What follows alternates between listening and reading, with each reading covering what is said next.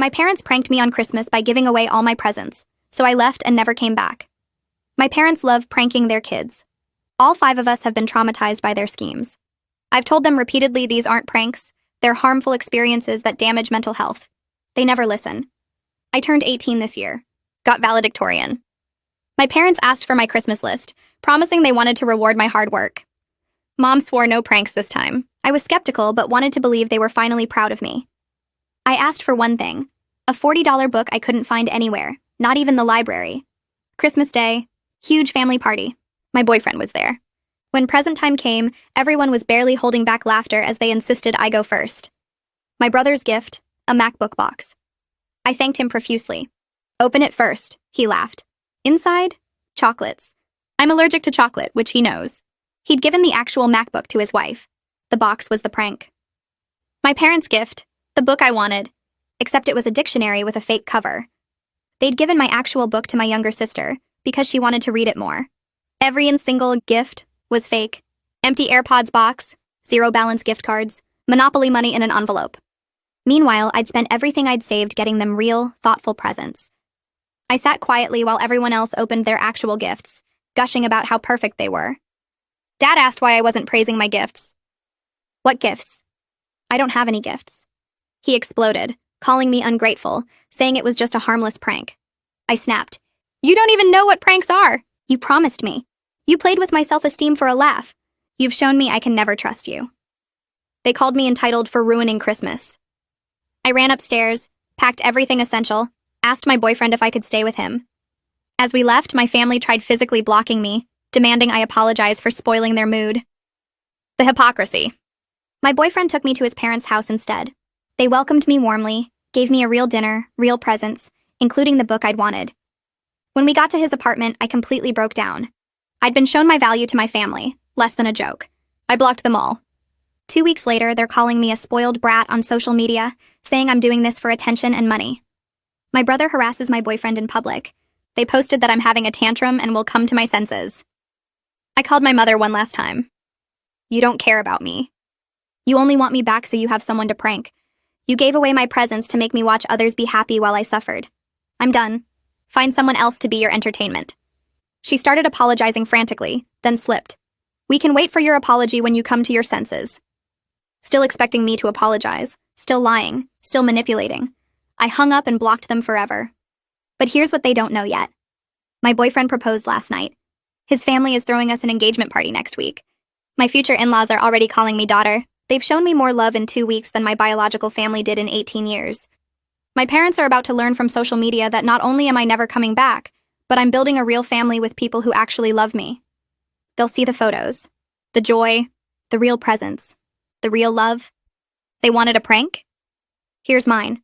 They lost their daughter forever over a $40 book. And unlike their pranks, this one's permanent.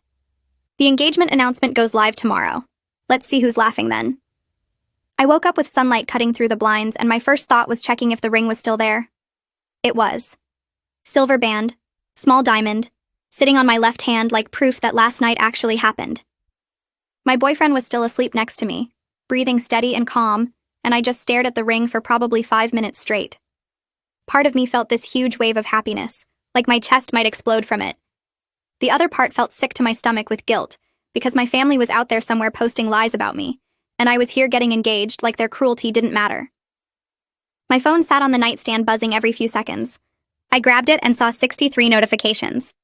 Most were from my family's social media posts, my relatives commenting on their lies, strangers who didn't know me taking their side. I didn't open a single one. I just turned the phone face down and decided that today I was choosing happiness over their poison. They could scream into the void all they wanted. I wasn't listening anymore. My boyfriend woke up around 9 and found me still staring at the ring. He kissed my forehead and asked if I was okay, and I told him I was scared and happy at the same time, which didn't make sense but was true. He got up and started making breakfast while I sat at the tiny kitchen table watching him crack eggs into a pan. We talked about the engagement announcement going live that afternoon, and I realized my hands were shaking so bad I had to sit on them. Part of me still feared their reaction even though I knew I was doing the right thing. What if they showed up here? What if they tried to ruin this too?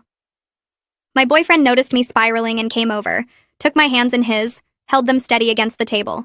He said their anger proved I was finally putting myself first, which was exactly what they couldn't stand.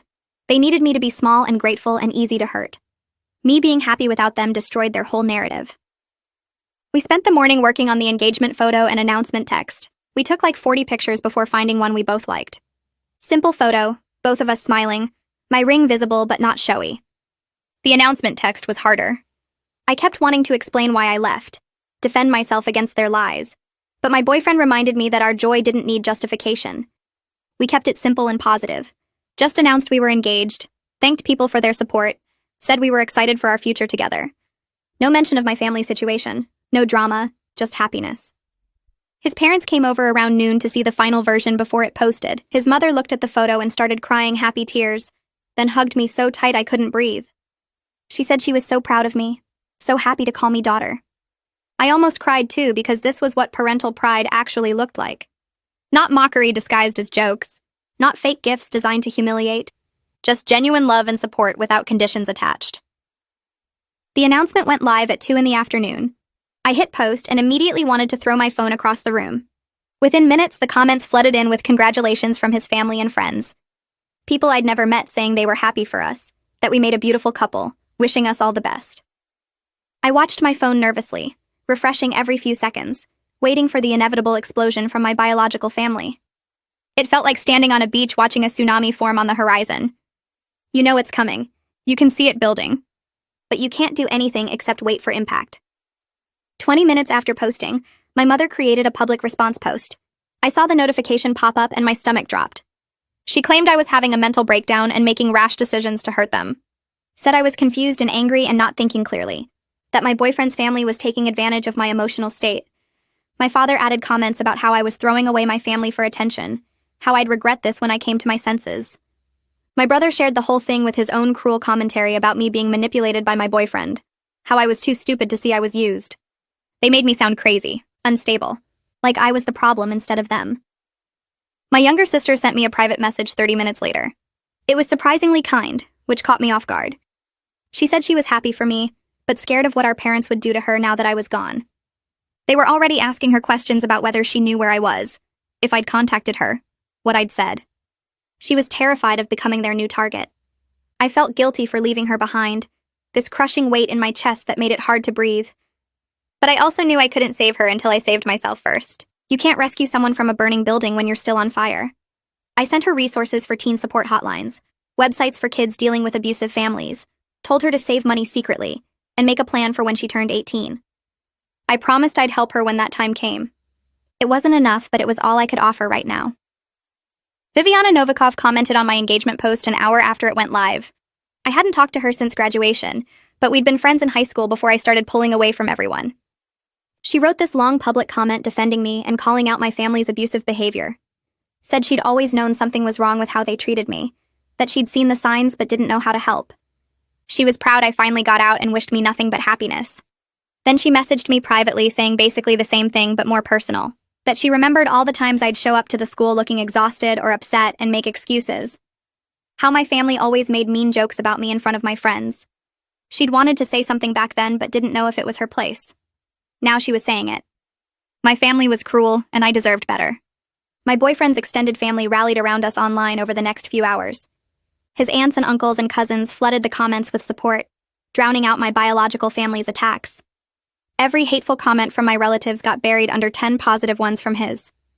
His Aunt Letitia started planning the engagement party immediately, messaging me to ask what foods I liked and what colors made me happy. She treated my preferences like they actually mattered, like my opinion was important. She asked about allergies, dietary restrictions, favorite desserts. Made me feel included instead of like an afterthought. I kept waiting for the catch, for the moment when she'd reveal this was all a joke. But it never came. That evening, Viviana came over with her father Stanislav. She'd told him about my situation and he wanted to help. He was a lawyer who specialized in family law, and he sat down with me and my boyfriend to explain options for getting a restraining order if my brother's harassment got worse. He didn't charge us anything, just offered his help because he thought what my family did was wrong. He treated me with this gentle respect that made me realize how abnormal my family's cruelty actually was. Normal parents don't humiliate their kids for fun. Normal siblings don't harass their sister's boyfriend in public. Normal families don't turn love into a weapon. Stanislav explained the legal process, what evidence we'd need, how to document any future harassment. He gave us his card and told us to call any time if we needed help. Said he had a daughter my age and couldn't imagine treating her the way my parents treated me. I had my first therapy appointment the next morning with a counselor who specialized in family trauma. My boyfriend's mother had helped me find her and set up the appointment. I walked into her office feeling like I might throw up from nerves. She was older, probably 50, with kind eyes and a calm voice. She asked me to tell her what brought me in, and I started explaining the Christmas incident. I made it through maybe 2 minutes before I started crying. Then I couldn't stop. I cried so hard I couldn't breathe right, couldn't get words out. She just sat there and waited, didn't rush me or tell me to calm down. When I finally got the whole story out, she said something that made everything crack open inside my chest. She said what happened wasn't a prank, but deliberate emotional abuse designed to break me down. That my family had systematically destroyed my self-worth for years using humiliation disguised as humor. That leaving was the healthiest thing I could have done. Hearing a professional say that, someone trained to understand these things, made me realize I wasn't crazy or oversensitive or ungrateful. I was a survivor of abuse, and I'd just taken the first step toward healing.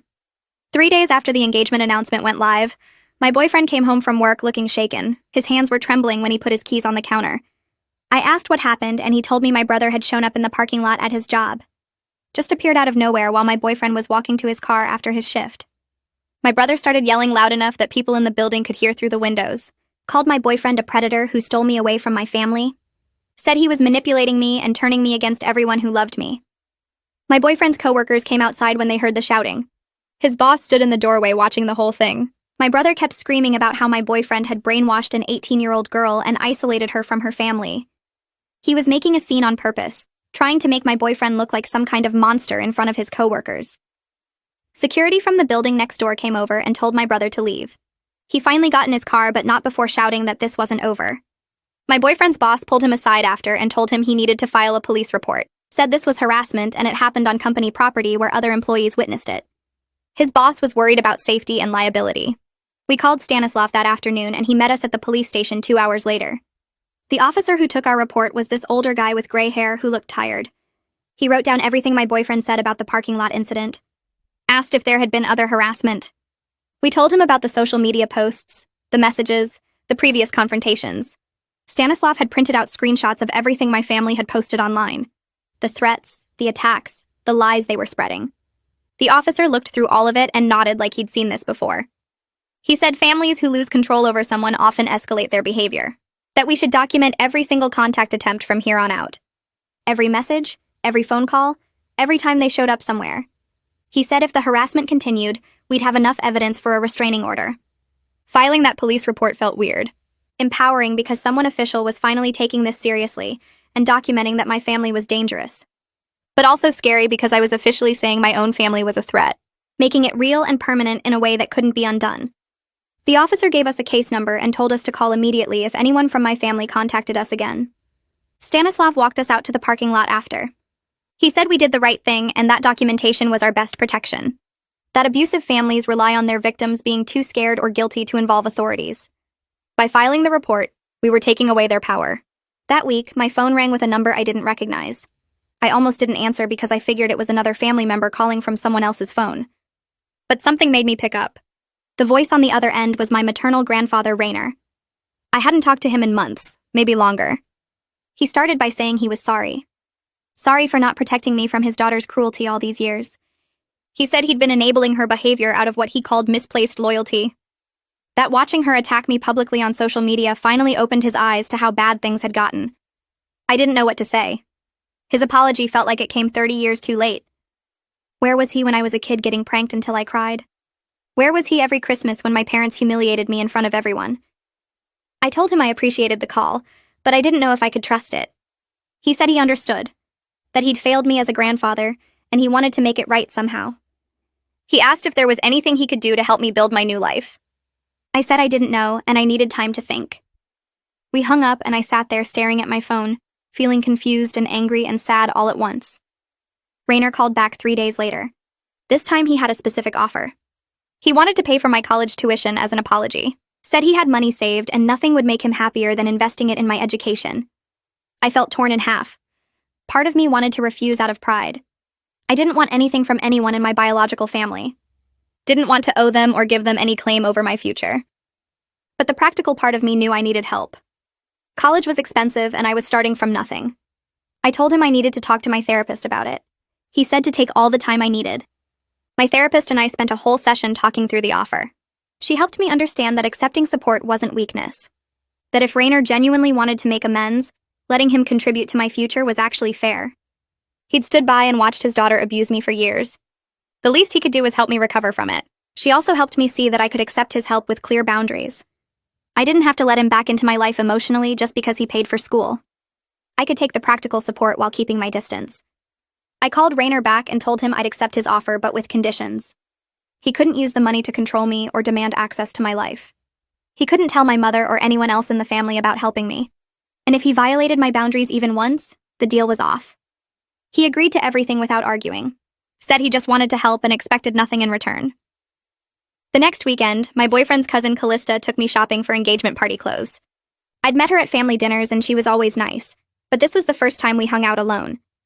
She drove us to the mall and we walked through department stores looking at dresses. I kept gravitating toward plain, boring clothes in neutral colors. Things that wouldn't draw attention. Callista kept pulling out brighter options and holding them up to me. She'd say things like, "This color would look amazing with your skin tone," or "This style would really suit you." We went into a dressing room with a pile of options. I tried on this navy blue dress that Callista had picked out. It fit perfectly and actually looked good. I stared at myself in the mirror and suddenly couldn't breathe. My chest got tight and my vision went blurry. I was having a panic attack right there in the dressing room because I realized I was allowed to pick something I actually liked. My whole life, choosing things I wanted had been dangerous. My preferences were ammunition for pranks and mockery. Asking for what I liked meant setting myself up for disappointment. Callista heard me struggling to breathe and came into the dressing room. She didn't freak out or make it weird, just sat down on the floor next to me and stayed there until I could breathe normally again. She didn't ask a bunch of questions or make me explain. When I finally calmed down, she helped me find a dress that made me feel beautiful instead of invisible. A deep green one that I actually loved. She never once made me feel broken or crazy for having a panic attack over a dress. Back at the apartment, Letitia called to talk about engagement party plans. She wanted to know what kind of food I liked, what colors made me happy, if I had any allergies or dietary restrictions. She asked about music preferences and whether I wanted the party indoors or outdoors. Every single question was about what I wanted, what would make me comfortable, what would make me happy. She kept checking if I was okay with her suggestions. The party was scheduled for 2 weeks after the announcement. She involved me in every decision, asked if I wanted to invite anyone from my side, and I said just Viviana and Stanislav. She said that was perfect, and she'd make sure they felt welcomed. I kept waiting for the catch. For the moment when she'd reveal this was all a setup for some elaborate humiliation, that the party planning was just another prank and everyone would laugh at me for believing it was real. But that moment never came. She just kept being genuinely kind and treating my opinions like they mattered. Slowly, I started believing this kindness might actually be real. That not every nice gesture was hiding a cruel punchline. My paternal Aunt Heidi sent me a long message that same week. It showed up in my message requests on social media since I'd already blocked most of my family. She wrote paragraphs about how I was destroying the family and should be ashamed for airing private business publicly. Said I was being selfish and dramatic. That every family has problems and I was making a mountain out of a molehill. She said I should apologize to my parents and come home before I ruined relationships that could never be repaired. That I was breaking my mother's heart and my father's spirit. I read the whole thing and felt nothing. Just this blank emptiness where guilt and shame used to live. I blocked her without responding. My therapist had been teaching me that not every attack deserves my energy. That some people are so deep in the toxic system they can't see the truth even when it's right in front of them. Heidi had watched my parents torment me for years and never said a word. Now she was mad because I finally fought back. I didn't owe her an explanation or a response. Stanislav helped me start the process of getting my important documents from my parents' house. I needed my birth certificate, social security card, medical records, and other paperwork to enroll in college and handle adult responsibilities. He explained my legal rights as an 18-year-old adult. My parents had no right to keep my documents from me. We drafted a formal letter requesting the documents and giving them 10 days to comply. If they refused, we'd involve the police and potentially take legal action. Stanislav made everything sound simple and straightforward, like this was just basic legal procedure and not me going to war with my own parents. The letter was professional and cold. No emotions, no accusations, just a clear demand for my property with a deadline. We sent it certified mail so they couldn't claim they never received it. Stanislav said we'd wait out the 10 days and see how they responded.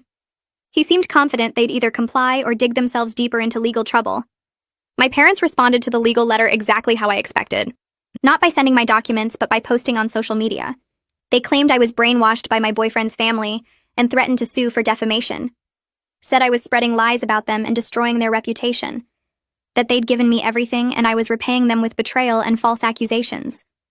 They tagged me in the post even though I'd blocked them, so their friends could see it. Stanislav actually laughed when I showed him the post. He said they had no legal grounds for a defamation suit. That truth is an absolute defense against defamation, and everything I'd said about them was documented fact. He explained that their desperation to maintain control was showing.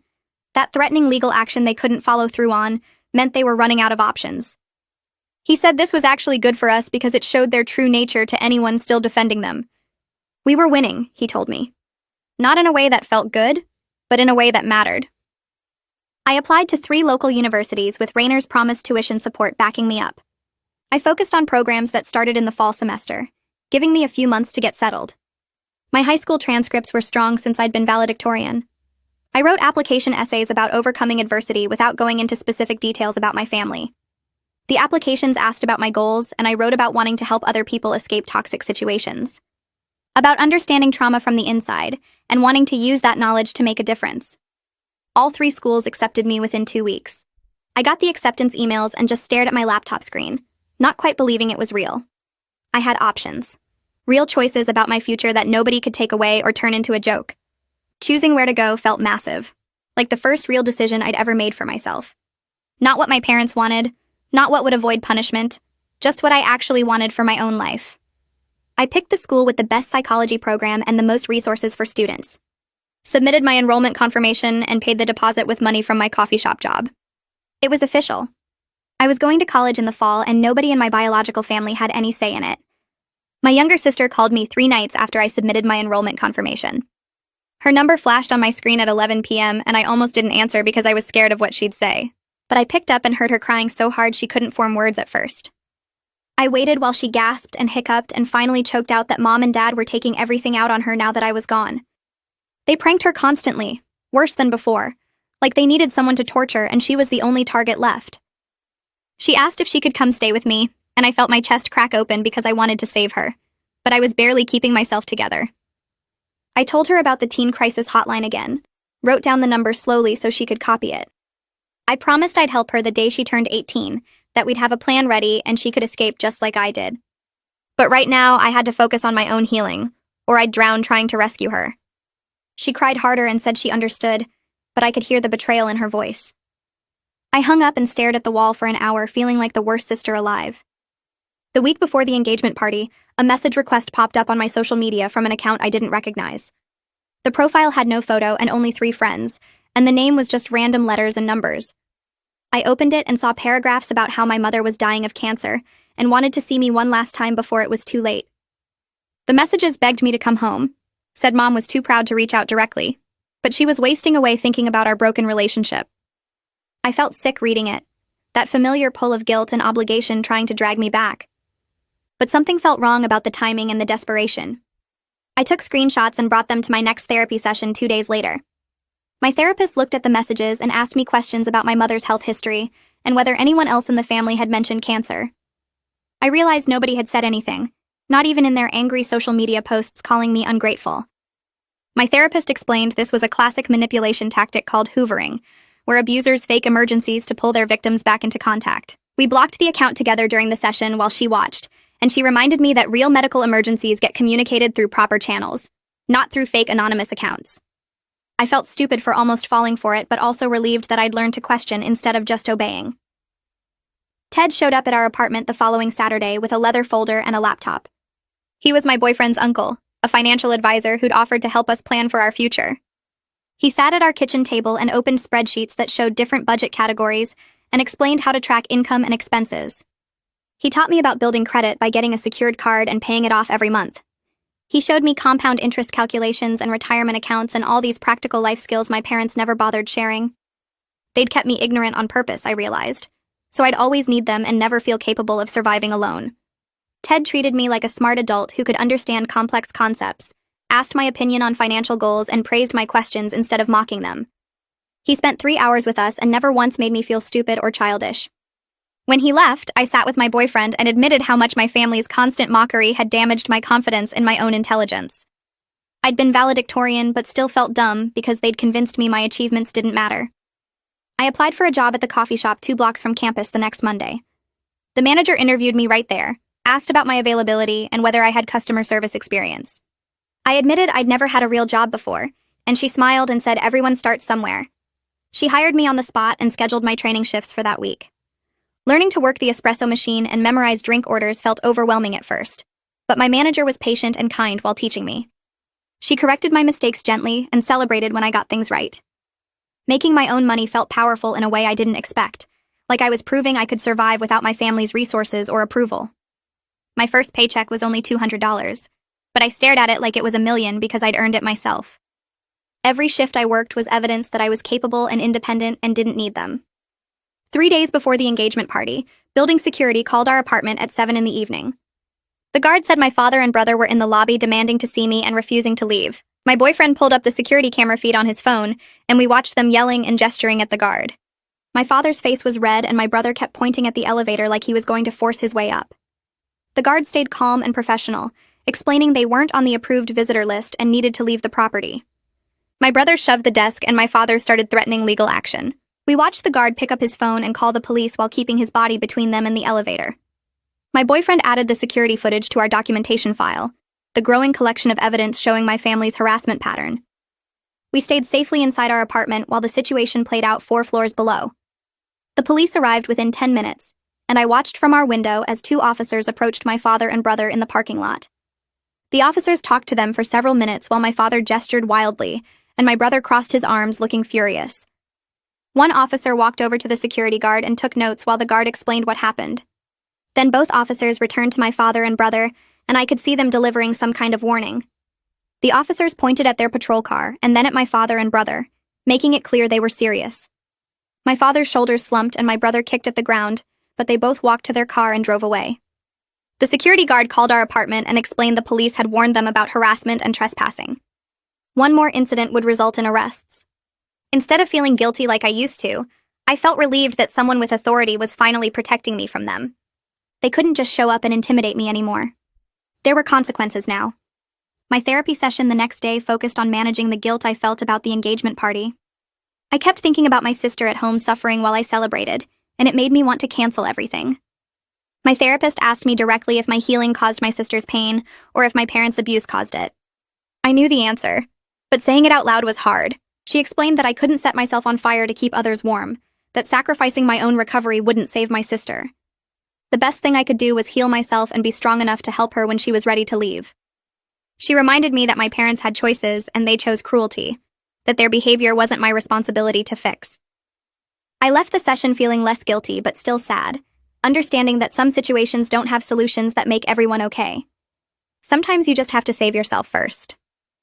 The night before the engagement party, I had nightmares about my family crashing it and ruining everything. I dreamed they showed up and started pranking all the guests, turning the whole celebration into a joke at my expense. I dreamed my boyfriend's family laughed along with them and I was alone again with nowhere to go. I woke up crying into my boyfriend's shoulder at 3 a.m, my heart racing and my hands shaking. He held me and reminded me that his entire family would be there protecting us, that security knew not to let my parents in, that I wasn't alone anymore. He stroked my hair and told me about all the people who loved me and wanted to celebrate our engagement. His voice was steady and calm, and eventually I fell back asleep feeling safer than I ever did in my childhood home. When I woke up again at 8, sunlight was coming through the window and my boyfriend was still holding me. The engagement party day arrived and Callista and Letitia showed up at 9 to help me get ready. They brought makeup and hair supplies and turned our bathroom into a preparation station. Callista did my hair while Letitia picked out my dress and jewelry, both of them chatting and laughing like this was the most fun they'd had in weeks. They shared funny family stories about my boyfriend as a kid, including me in their world so naturally that I almost forgot I hadn't known them my whole life. Letitia told me about the time my boyfriend tried to run away at age 6 and made it to the end of the driveway before getting scared. Callista described how he used to hide vegetables in his pockets at dinner and feed them to the dog. They treated the preparation like a celebration instead of a chore, making me feel beautiful and wanted instead of invisible and mocked. The party was beautiful, held in my boyfriend's parents' backyard with string lights and flowers and a table full of food that people actually wanted me to enjoy. White and yellow lights hung between the trees and created this warm glow as the sun started setting. Tables covered in real cloth had centerpieces made of roses and baby's breath. The food table stretched along the back fence with pasta and salads and fruits and desserts, all of it real and meant for eating instead of some cruel joke. Extended family members arrived and hugged me warmly, introducing themselves and asking about my plans for college. My boyfriend's grandmother pulled me aside and told embarrassing stories about him as a kid, treating me like I already belonged in their family history. His cousins asked about my major and my job and acted genuinely interested in my answers. Every person there made me feel welcomed and valued, like my presence mattered and my happiness was something worth celebrating. Halfway through the party, my boyfriend's father stood up and clinked his glass with a spoon to get everyone's attention. The conversations died down and people turned toward him, and I felt my stomach tighten because I wasn't used to being the center of attention in good ways. He cleared his throat and looked directly at me with this expression that was so warm it made my chest hurt. He started talking about how proud he was to officially welcome me into their family, and his voice cracked halfway through the sentence. He said he'd watched me over the past few weeks and seen how strong and kind I was despite everything I'd been through. He called me his daughter, and tears started running down my face before I could stop them. These weren't the scared tears or angry tears I'd cried my whole life. These were different, lighter somehow, like something heavy was lifting off my shoulders. Everyone raised their glasses and cheered, and his wife came over to hug me while I tried to wipe my face. My boyfriend squeezed my hand and whispered that I deserved this, that I deserved to be loved without conditions. I looked around at all these people smiling at me with genuine happiness, not the cruel anticipation of a punchline, and something in my brain finally started to believe I might actually be worth something. We moved to the cake table after the toast, and someone handed me a knife to cut the first slice. My boyfriend stood next to me with his hand over mine on the knife handle, and we cut through the white frosting together. Everyone clapped and took photos, and I kept waiting for someone to shove my face into the cake or turn it into a joke. But nobody did. They just celebrated normally, like decent people who respected boundaries. We fed each other small bites of cake, and everyone cheered again, and it was so simple and kind that I felt tears threatening again. My boyfriend's grandmother came over and told me about their family tradition of keeping the top layer of the wedding cake for the first anniversary. She said it like my future with them was certain and planned for, like I was already part of their history.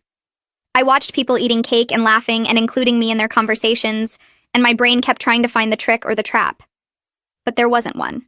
This was just what normal families did. They celebrated without cruelty. They showed love without conditions. They included people without making them earn it through humiliation. I stood there holding my plate of cake and realized my entire childhood had been so twisted that basic human kindness felt shocking. Viviana found me near the dessert table and pulled me aside toward the back fence where it was quieter. She had this excited look on her face and told me she had good news. She'd spent the past week reporting all my family's harassment posts to the social media platforms for targeted harassment and cyberbullying. She showed me her phone where several of my parents' accounts had temporary suspensions for violating community guidelines. Requested Reads is on Spotify now. Check out link in the description or comments. My brother's main account was suspended for 30 days. My father's account had a warning. She documented everything they posted about me and submitted it with explanations about the harassment campaign. I stared at her phone, feeling this weird sense of victory mixed with exhaustion. It wasn't going to stop them permanently, but it slowed them down. It made their attacks harder to spread. It showed that someone besides me thought their behavior was wrong. Viviana hugged me and said she wished she'd stood up for me back in high school when she first noticed how cruel my family was. I told her she was standing up for me now, and that mattered. We walked back to the party together, and I felt a little bit lighter knowing that my family's ability to attack me publicly had been reduced, even temporarily. Small victories still counted as victories. That night, after everyone left, I sat on my boyfriend's couch scrolling through photos from the party that people had posted online. My boyfriend was in the kitchen cleaning up, and I could hear him humming while he washed dishes. I looked at photo after photo of myself smiling. Not the fake smile I'd learned to perform for my family's cameras before they revealed the punchline. Real smiles. My eyes were bright and my shoulders were relaxed, and I looked genuinely happy in every single picture. My boyfriend came over and sat next to me, looking at the photos over my shoulder. He said he'd never seen me smile this much, and I realized he was right. I'd spent 18 years in survival mode, performing whatever role would get me through the day with minimal damage.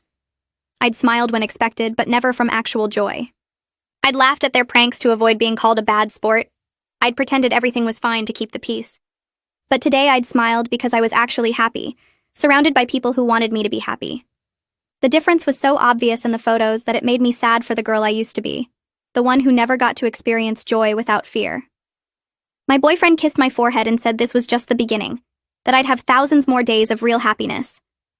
I leaned against him and kept scrolling through the photos, saving my favorites and feeling grateful that someone had documented proof of what genuine love looked like. The Monday after the party, I drove to the university I'd chosen and found the admissions office. The campus was bigger than I expected, with old brick buildings and students walking between classes looking stressed about finals. I checked in at the front desk and waited for my academic advisor appointment, feeling nervous about being treated like I was stupid or wasting everyone's time. The advisor called me back to her office and shook my hand with this firm, professional grip. She pulled up my file on her computer and immediately started talking about my valedictorian status with excitement. She said students like me were exactly who they wanted on campus, and she started pulling up course catalogs to plan my fall schedule. She asked what I wanted to study and listened to my answers without interrupting or mocking. She suggested challenging courses that would push me but not overwhelm me as a freshman. She talked about my intelligence like it was an asset instead of something to punish or hide. I signed up for biology, calculus, English composition, and psychology, feeling this growing excitement about actually learning without fear. She printed out my schedule and handed it to me with a smile, telling me she expected great things from me. I walked out of her office holding that paper like it was proof I deserved to be there, that my brain wasn't something to mock, but something to develop and celebrate. My phone buzzed that afternoon with a message from my younger sister. She'd found photos from the engagement party posted online by my boyfriend's family members. She said I looked peaceful and happy and she was glad I got out. Then she admitted something that made my stomach hurt. She was saving money secretly to leave when she turned 18. She had a notebook hidden in her room where she tracked every dollar from her part-time job. She was planning her escape the same way I'd planned mine. I sat in my car in the university parking lot reading her messages and feeling this complicated mix of pride and guilt. Pride that she was smart enough to plan ahead. Guilt that I'd left her behind to face our parents' cruelty alone. I messaged her back immediately, promising I'd help her when the time came. I told her to keep saving, to keep planning, to stay strong for one more year. I said I'd have a place for her to stay and resources to help her start over. I was throwing her a lifeline backward through time, giving her the support system I'd wished someone had given me. She sent back a heart emoji and told me she loved me, and I realized we were both survivors now, just at different stages of escape. I started attending a support group for people who'd gone no contact with abusive families on Thursday evenings at a community center downtown. The first meeting was terrifying because I had to admit out loud that my family was abusive, that I wasn't overreacting or being dramatic. There were 8 people in the circle, ranging from early 20s to late 50s. Everyone shared their stories and I heard patterns that matched my own experience. The love bombing followed by cruelty. The gaslighting that made us question our own memories.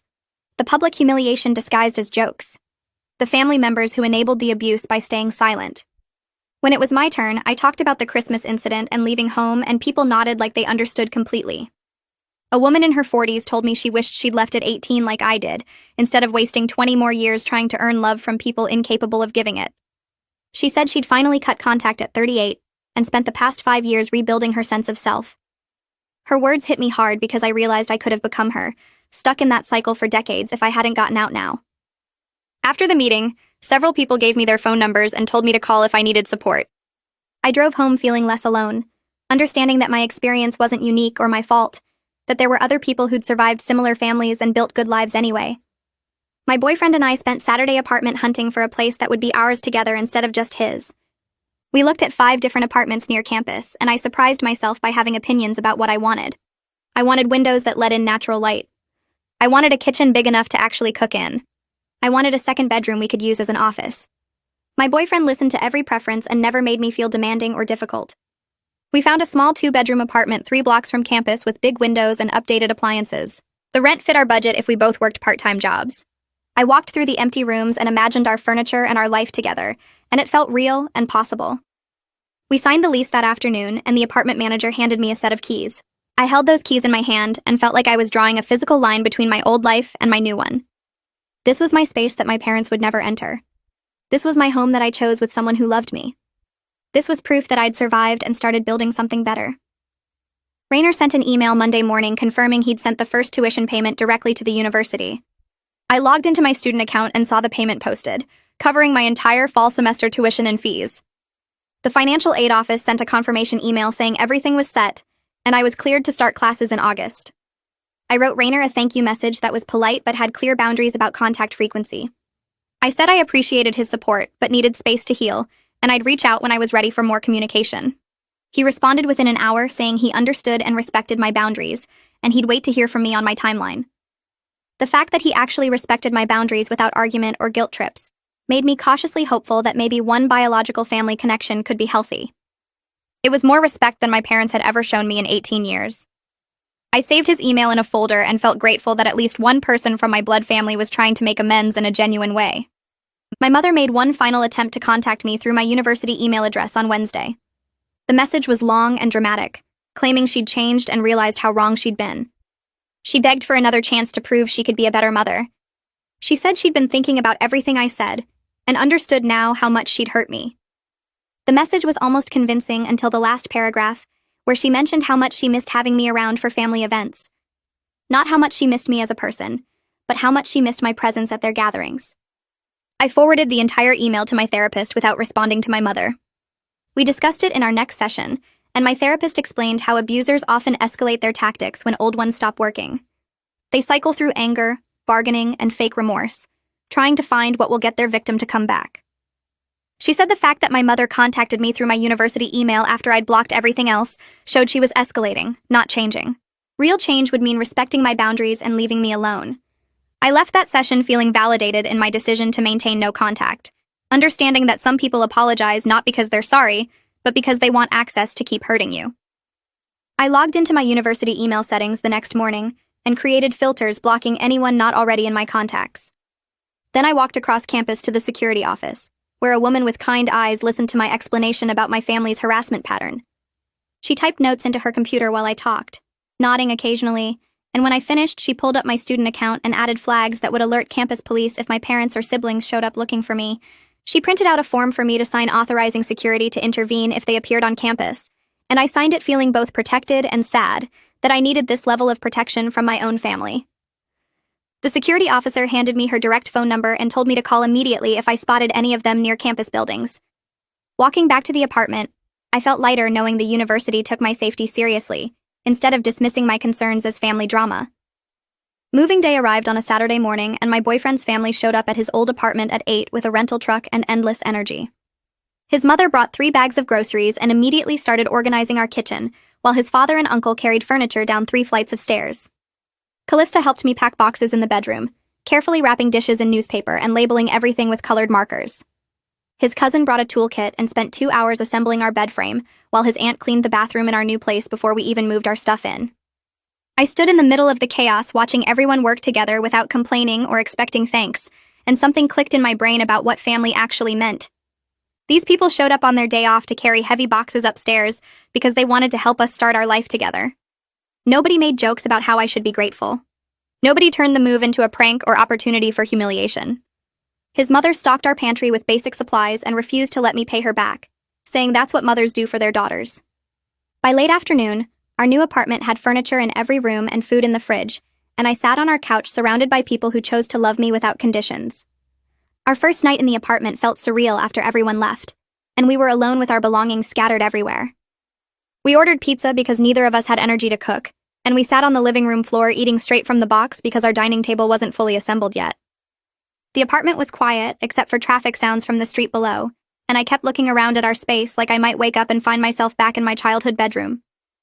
My boyfriend caught me staring at the walls and asked what I was thinking, and I told him I was scared this would all disappear, that I'd wake up and discover the past month was just a dream my brain invented to cope with Christmas.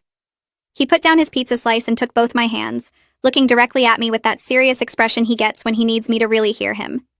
He said this was real and permanent, that we signed a lease together and his whole family witnessed us building this life, that I wasn't going to wake up back in that house ever again.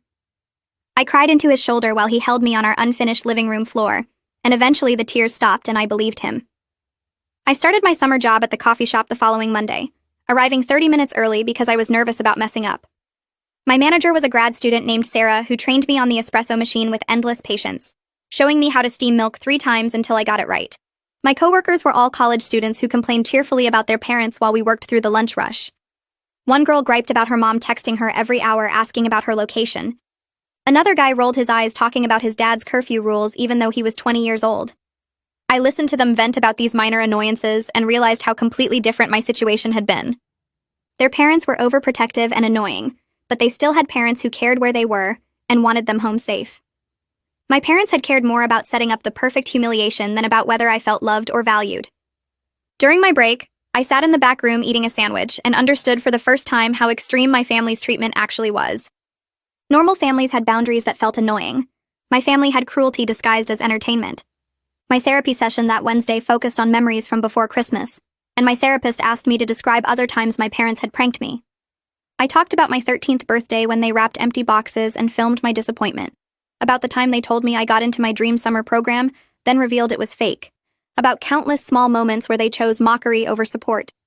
She listened without interrupting, taking notes occasionally, and when I finished, she explained that what I experienced wasn't normal teasing, but prolonged emotional abuse designed to keep me insecure and dependent.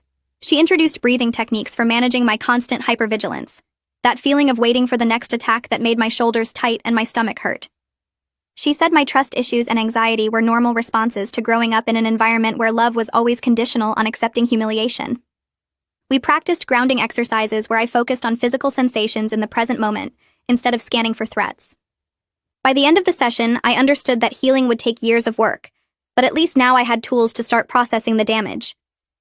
Callista invited me to hang out with her friend group on Friday night, and I almost said no because meeting new people made me anxious. But I forced myself to go, and we met at a restaurant downtown where 4 of her friends were already seated in a booth. They welcomed me warmly, sliding over to make room, and nobody asked invasive questions about why I was living with my boyfriend at 18 or where my parents were. We talked about movies and music and complained about summer jobs, and I laughed at their stories without waiting for someone to turn my happiness into a punchline. One girl invited us all to see a concert next month and included me automatically in the group text. Another guy recommended a book series and promised to lend me the first one. We went to a late movie after dinner, and I sat between Callista and her friend Eva, eating popcorn and feeling normal for the first time in months. Walking back to the parking lot afterward, Callista linked her arm through mine and said she was glad I came out, that her friends really liked me. I realized I was learning how to have fun without constantly bracing for punishment. My brother's harassment stopped completely after his 3rd police warning, and Stanislav explained over coffee that the documentation we'd built meant any further contact could result in actual criminal charges. He showed me the file he'd compiled with dates and descriptions of every incident, photographs of my brother confronting my boyfriend at work, copies of threatening social media messages, and the police reports from his apartment building visits. He said this evidence proved a pattern of escalating behavior that courts took seriously, and one more incident would likely result in my brother getting arrested. The silence from my biological family felt strange at first, like waiting for a storm that never arrived. I kept checking my phone expecting angry messages or seeing my brother's car following us. But days passed with nothing, then a week, then 2 weeks, and gradually the knot in my stomach started loosening. The silence shifted from feeling like the calm before disaster to feeling like actual peace, like maybe I'd finally convinced them I was serious about cutting contact. My class schedule for fall semester arrived by email in early July, and I logged into the student portal to see my courses listed in neat rows. I'd registered for Introduction to Psychology, English Composition, College Algebra, Biology with Lab, and a freshman seminar on family systems. Buying my textbooks with money I'd earned myself felt powerful in a way I hadn't expected, like I was investing in my own future instead of depending on people who might use their support as leverage. My boyfriend came with me to the campus bookstore and took photos of me surrounded by stacks of textbooks, looking genuinely excited instead of anxious about starting college. I posted one photo online with a caption about new beginnings and fresh starts, and the comments filled with encouragement from his family and my coworkers. My mother's fake account tried to comment something negative, but I'd blocked it before she could finish typing. Looking at my textbooks stacked on our coffee table, I felt proud of myself for the first time in months. Viviana and I met for coffee the next week at a shop near campus, and she apologized immediately for not speaking up during high school when she noticed how my family treated me. She said she'd seen my mother mock me at the school events and heard my siblings make cruel jokes about me, but she'd been too scared to say anything because she didn't want to make things worse. I told her she was just a kid too, and not responsible for protecting me from my parents, that I didn't blame her for not knowing how to help. We talked for 2 hours about high school memories and what we'd both been doing since graduation, and forgiving her felt easier than I expected. Letting go of resentment toward Viviana helped me understand something important about responsibility and blame. I wasn't responsible for fixing my family's dysfunction or making them treat me better. Their choices were theirs, and my only job was protecting myself and building a better life. Viviana promised to stay in touch and invited me to her birthday party next month, and I said yes without the usual fear that accepting invitations meant setting myself up for disappointment. My younger sister's birthday message arrived late one night asking specific questions about how I'd planned my escape. She wanted to know how I'd saved money without our parents noticing, where I'd hidden important documents, how I'd known when it was safe to leave. Reading her questions, I realized she was 17 now and building her own exit strategy for next year.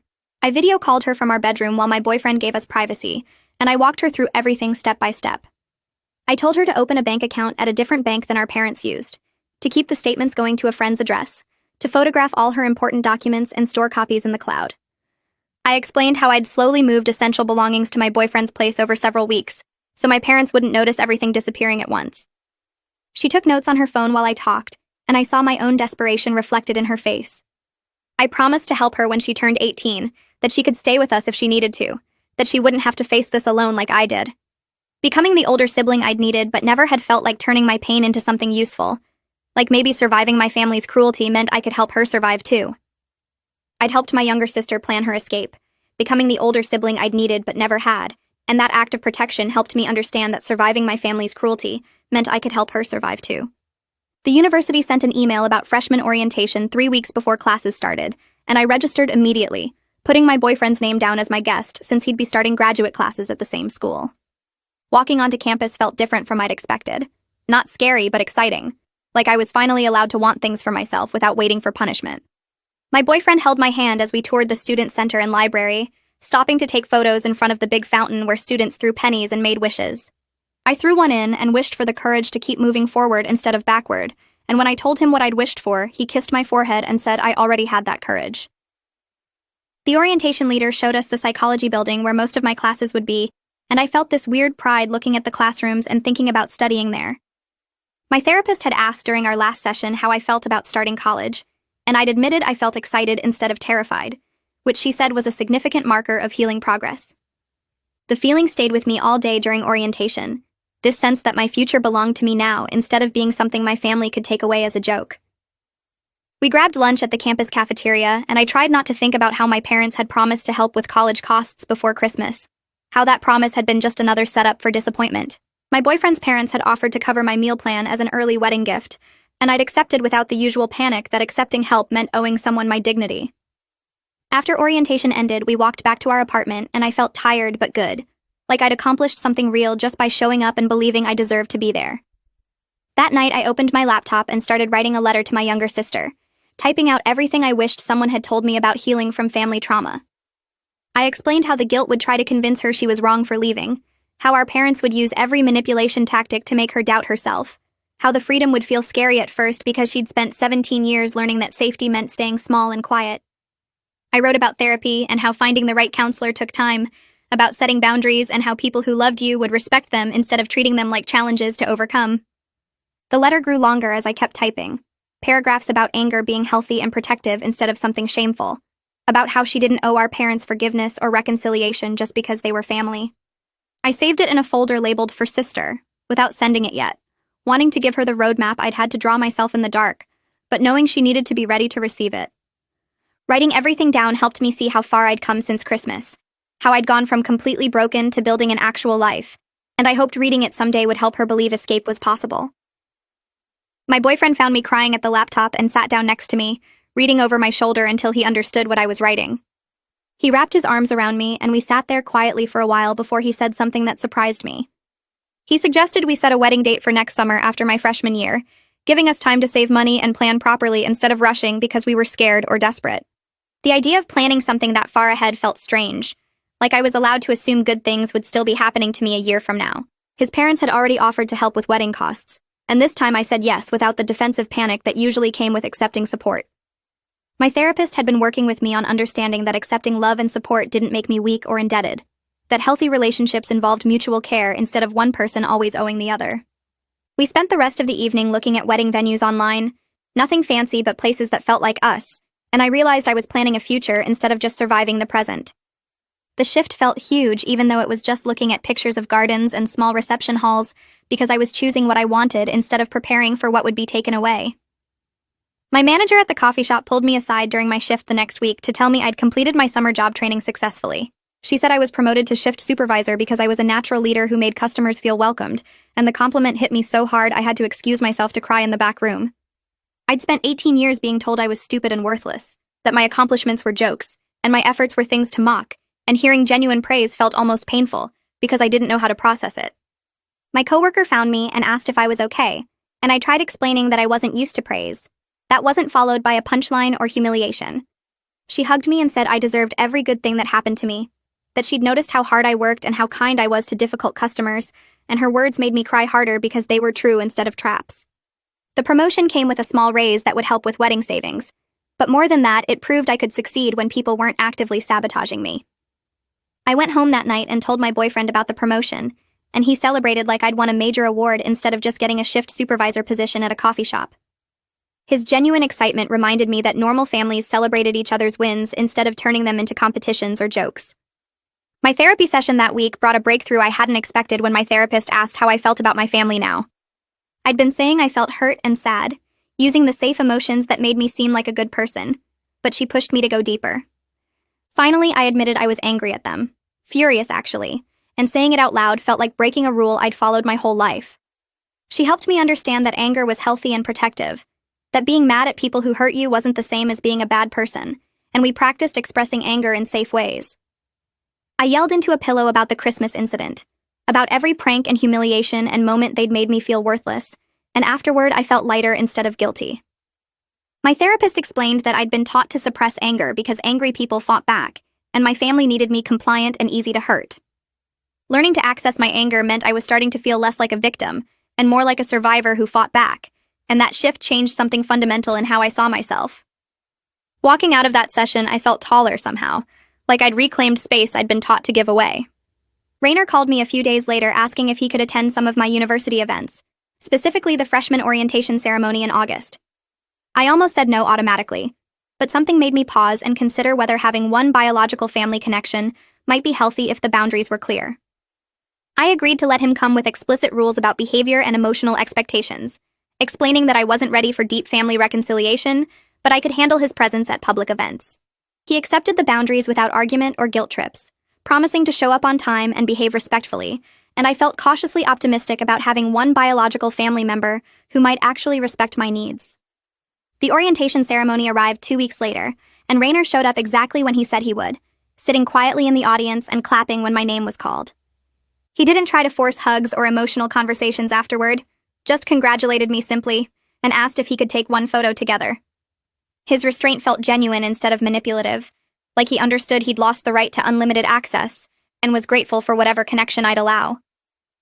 We took the photo and he left without drama, and I realized having him there hadn't ruined anything, which made me think maybe some family relationships could be salvaged if people were willing to do the actual work of respecting boundaries. I joined a campus club for first-generation college students during the first week of classes, looking for people who might understand what it meant to overcome family obstacles to pursue education. The first meeting had about 20 students, and we went around sharing why we'd joined, and when my turn came, I gave the basic version of my story about leaving an abusive family situation to start college. Several people nodded like they recognized parts of their own experiences in mine, and after the meeting, 3 different students came up to tell me my story inspired them to set firmer boundaries with their own difficult families. One girl said she'd been feeling guilty about limiting contact with her mother, but hearing me talk about choosing my own well-being helped her see that protecting yourself wasn't selfish. Sharing my story in that safe space helped me realize how far I'd come since Christmas, how I'd gone from completely shattered to functioning well enough to inspire others.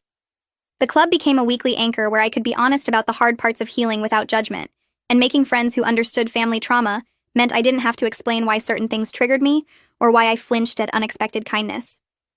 My boyfriend suggested we start premarital counseling even though we weren't getting married for another year, saying he wanted to build healthy communication patterns from the start.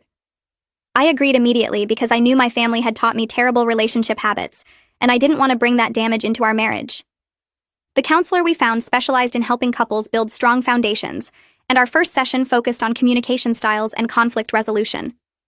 She praised our emotional honesty with each other, saying we were doing the hard work that many couples avoided until problems became crises, and her validation made me feel proud instead of broken. We practiced having difficult conversations about money and family and future plans, learning how to disagree without attacking each other or shutting down. The counselor pointed out that I had a tendency to apologize for having needs or opinions, a habit left over from my family punishing me for taking up space. Working on that pattern with my boyfriend felt safe because he never used my vulnerabilities against me, never turned my admissions into weapons the way my family had. Each session taught us something new about building a partnership instead of just surviving together, and I started believing we could actually have a healthy marriage instead of just escaping into a less painful situation. I declared my major in psychology with a focus on family systems during my academic advising appointment, wanting to understand the dynamics that had damaged me and maybe help others escape similar situations. My academic advisor listened to my reasons for choosing this path and said my personal experience would make me an empathetic and effective counselor someday, turning my pain into purpose. She helped me map out the required courses and suggested I consider research opportunities studying family trauma and resilience, and talking about my future career made it feel real instead of just a fantasy. I'd spent so long believing I was stupid and incapable because my family had mocked every achievement, but sitting in that advising office planning my psychology degree proved they'd been wrong about me. The advisor mentioned that many students who'd experienced family trauma went into helping professions, that surviving difficult childhoods often created people who understood suffering and wanted to prevent it in others. Choosing this major felt like taking ownership of my story instead of just being a victim of it, like I was deciding that everything I'd survived would mean something beyond just my own pain.